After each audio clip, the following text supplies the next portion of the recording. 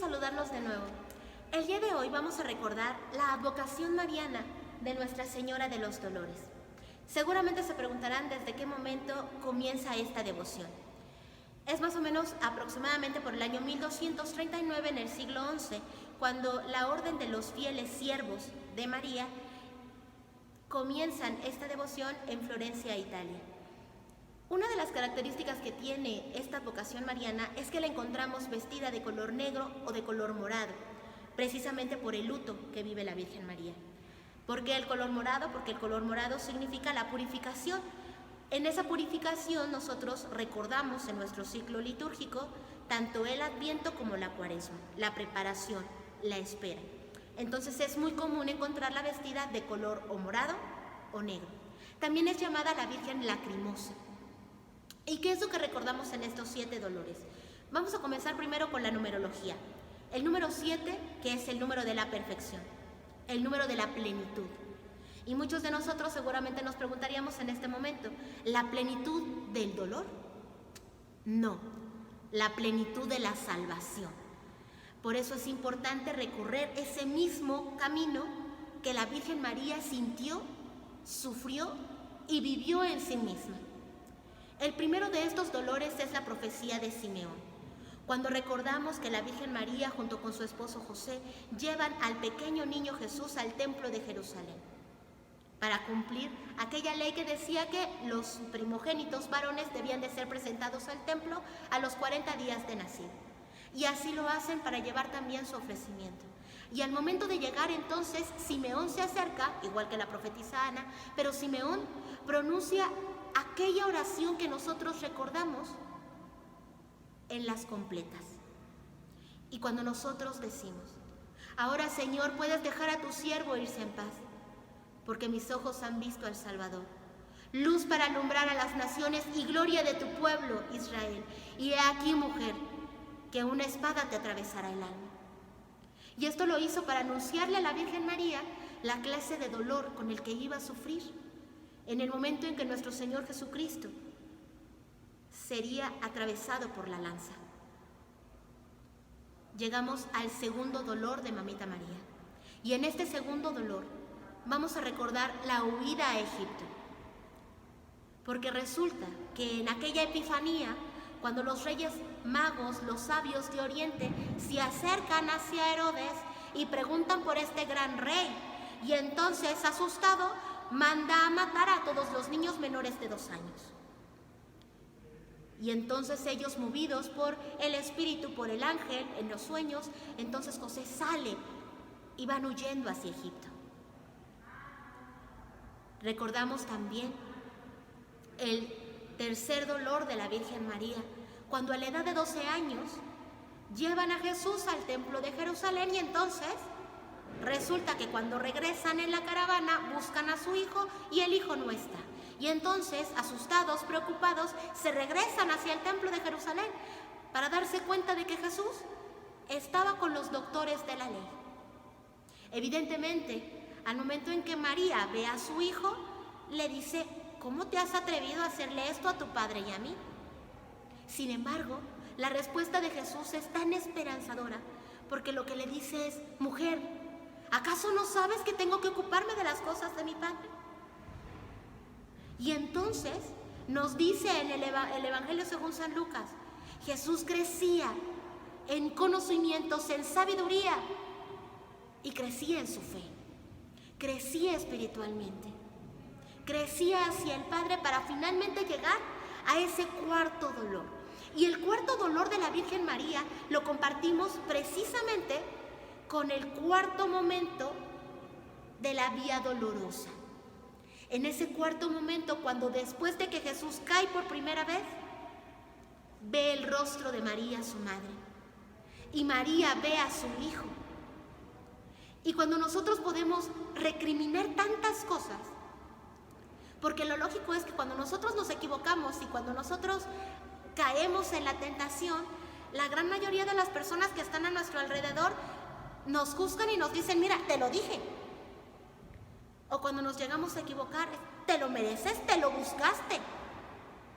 Sin embargo, en el momento en el que Jesús mira a su madre, mira un rostro tan lleno y tan profundo de amor, que esto le da fuerza para seguir adelante.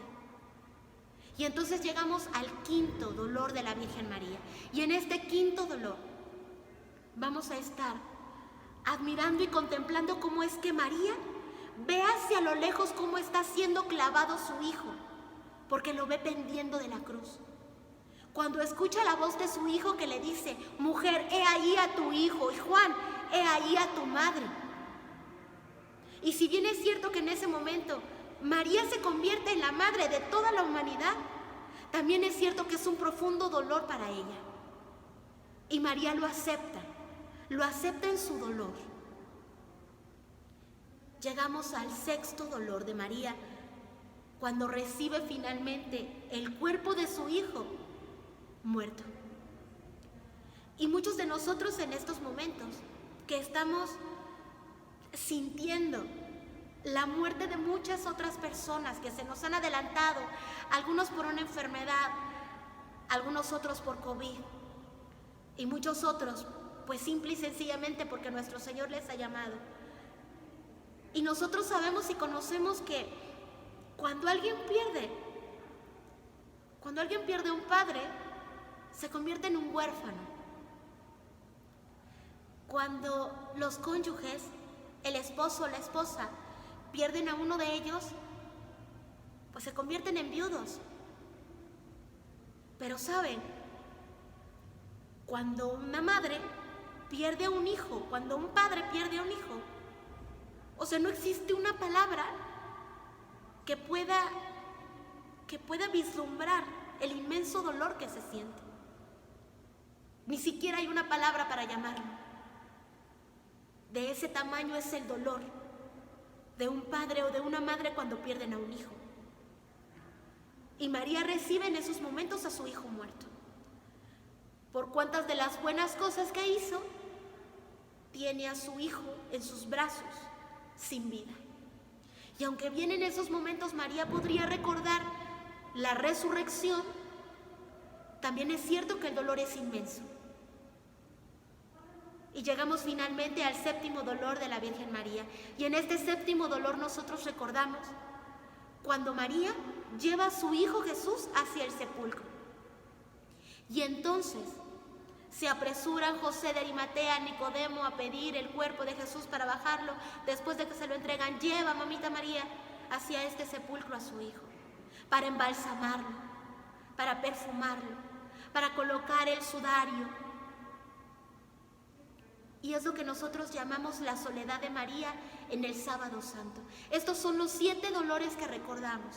Y es un caminar con ella. Es un caminar en el dolor, sí. Pero es que es un dolor que tiene significado. Y muchas veces nosotros nos quedamos simplemente en el dolor y en el sufrimiento. Y ojo, porque el dolor es inevitable. Pero el sufrimiento depende mucho de nosotros, cómo sobrellevarlo. Y María nos enseña precisamente que en el dolor y que en el sufrimiento uno puede seguir dando gloria a Dios. Esa es la grandeza de María. María se queda con los apóstoles para recordarles que Jesús hizo una promesa y que Dios siempre cumple lo que promete. Él dijo que volvería y volvió. Él dijo que regresaría al Padre y regresó al Padre. Y también nos dijo que estuviéramos al pendiente y que todo lo que hiciéramos lo hiciéramos en su nombre y que todo lo que pidamos lo pidamos con fe y que no nos cansemos de pedir. Entonces, en este 15 de septiembre que recordamos esta advocación de la Virgen María de los dolores, también pidamos por los dolores y sufrimientos que cada uno de nosotros tenemos en lo personal. Porque tenemos una madre que nos escucha y que acerca nuestras oraciones hacia su Hijo Jesucristo.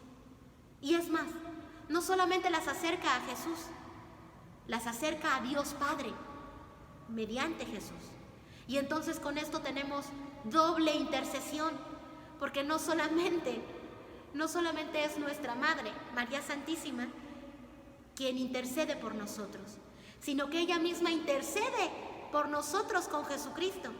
Y Jesucristo y la Virgen María interceden por nosotros hacia Dios Padre. Vivamos pues entonces también este 15 de septiembre llenos de júbilo, llenos de gozo, porque sí, es cierto, celebramos también la independencia de México, pero pidamos también esa independencia y esa libertad de nuestro corazón, porque la verdad nos hace libres. Y si nosotros no somos capaces de vivir, de sentir la libertad, entonces este será un 15 de septiembre más, en donde lo único que haremos será a lo mejor cenar pozole, a lo mejor cenar tostadas, a lo mejor cenar tamales, a lo mejor estar un poco en familia, pero sin el sentido de la libertad, sin el sentido de la verdad que nos hace libres y que nos hace vivir con gozo y que nos hace sentir esa esperanza de que aun cuando estamos en este momento de confinamiento, sabemos que esto pasará, como ha pasado también en otros tiempos. Y entonces nuestra vida cobrará sentido. Y tendrá sentido también que nosotros vivamos estas fiestas patrias. Vivámoslo con libertad. Y nos vemos en la siguiente cápsula. Es un gusto saludarles. Nos vemos.